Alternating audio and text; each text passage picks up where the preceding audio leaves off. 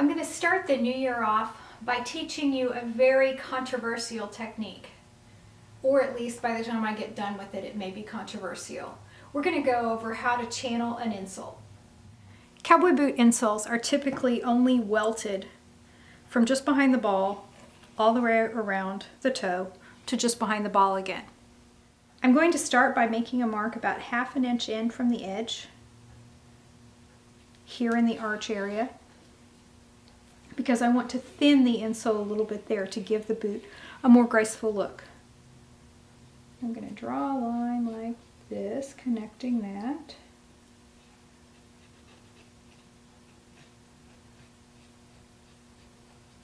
And now, all the way around from my mark to my other mark,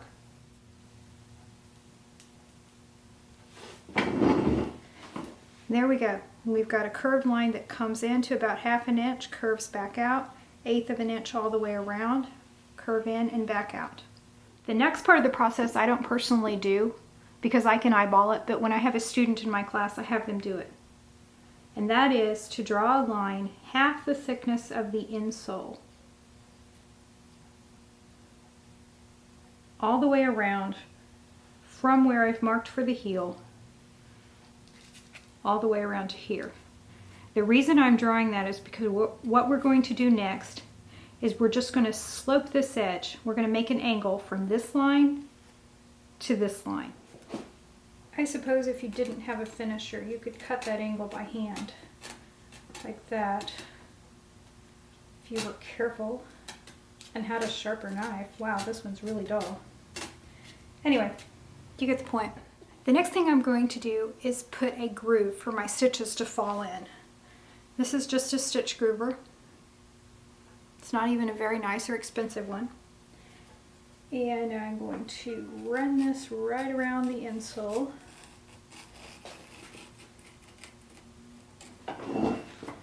From my mark to my other mark.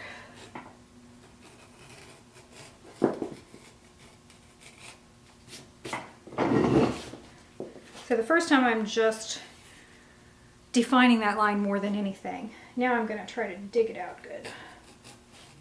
This area from between that angle and the groove that I've created is called the hold fast. It's a very important part. You can tell by the name of it because it's holding the stitches in place.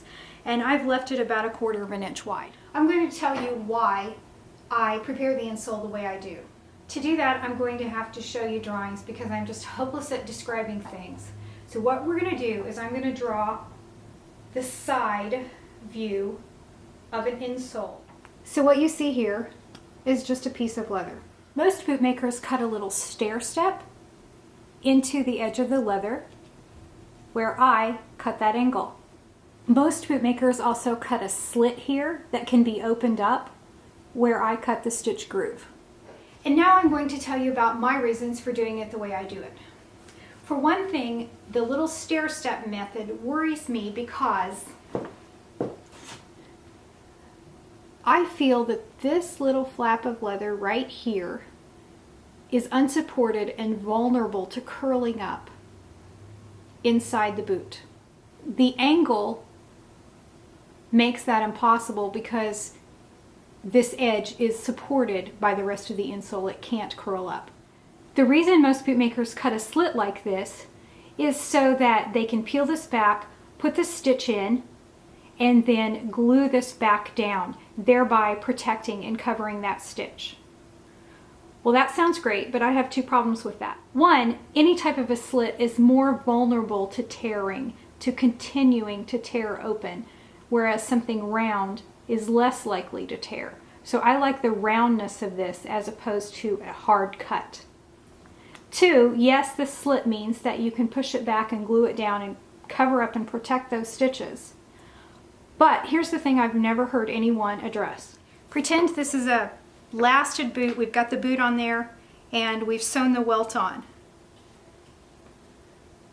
If we had a slit here, we could have opened it up and put our stitches in there and closed that slit back and protected these stitches here. But look what we have here. We have a groove exactly like I just made right here. And I have never ever heard about anyone talk about how unprotected these stitches are or how they need to be covered or protected. So if you're not going to protect these, then what's the point of protecting these? Now that I have my insole channeled, I'm going to pre-punch my holes. And prior to that, I'm going to wet down the insole a couple of times, give it a few good spritzes, and then I'm ready to punch the holes. I like to start at the toe because the spacing at the toe is so important. I want to plan where I put the holes at the toe, and then I can just follow along as I go around the rest of it.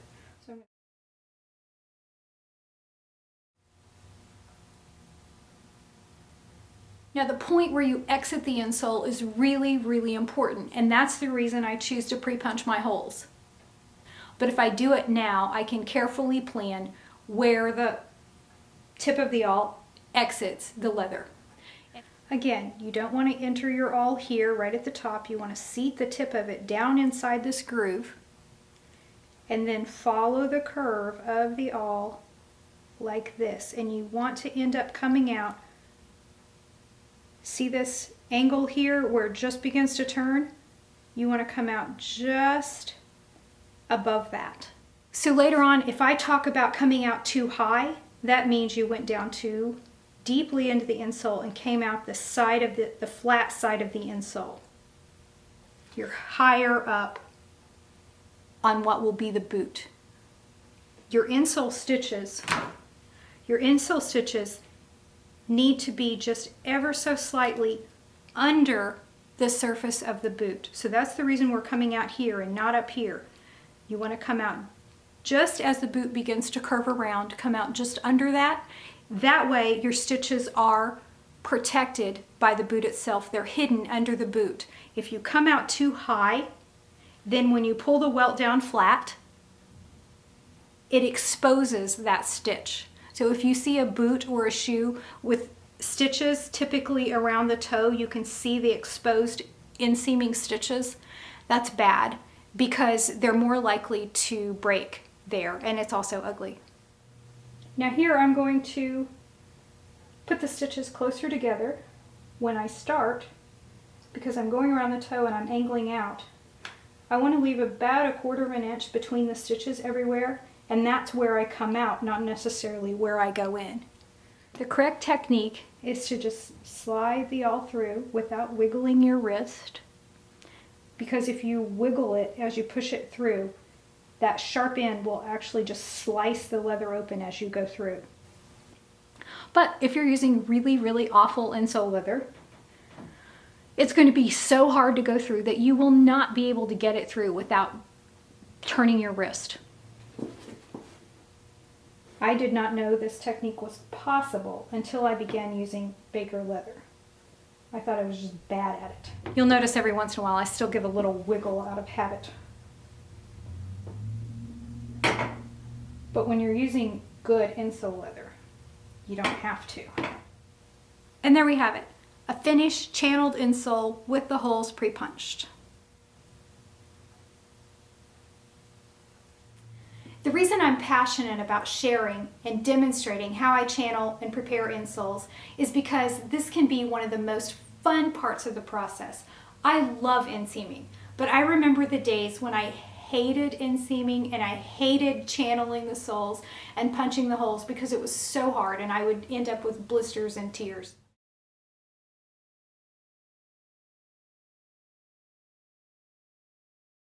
If you have the correct leather and the correct tools, it doesn't have to be such a difficult process. And I hope with the techniques I've shared, it can even be enjoyable.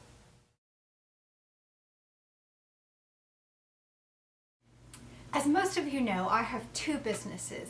I'm a cowboy bootmaker, and that business is called Sorrell Custom Boots. And then I've also started a new business, Sorrell Notions and Findings, where I sell supplies to other bootmakers and leatherworkers. I do most everything myself, but I do have a part-time employee, and that's my daughter Morgan. As owner of this vast empire, I've decided to go undercover and make sure that my employee is doing a good job. This is the disguise that I will wear. Hi. I've been hired by your mom to help out. What can I do? Did she hire you because you have the same taste in clothing? This is my system, and you're not allowed to touch any of it ever. Now. I just got new glasses and I'm having trouble seeing. Okay, take this paper and make these papers. Do I get scissors? No, you just have to fold it. Is that too much for you to handle on your first day? Why can't I use scissors? Because I don't have scissors, so you can't have scissors. Ask your mom for scissors. I'm not allowed to touch her scissors. You touch her scissors and you die. Maybe she has paper scissors. Now you fold it to make these. Seriously? Okay, Has yeah. anyone in this company ever heard of paper scissors? No. That's what happens when you're an intern. You have to do things the hard way. It builds character. Do what I said. See, you can see on this chart here that you're not allowed to touch the 17 different color categories. So what is all this stuff anyway? This is all silk thread. And that means it is very pretty, high quality, expensive thread. Cool. In my notebook here, where I'm keeping track of all the colors I have. Wow, that's quite a notebook. Yeah, I have 3 pages of this. I hope you get lots of credit for this and that your boss doesn't take all the credit and say she did it herself. You will get no credit whatsoever. It's bad enough to have someone new here, but this new employee doesn't appear to be able to see or count. And I told her very clearly, do not touch my color chart.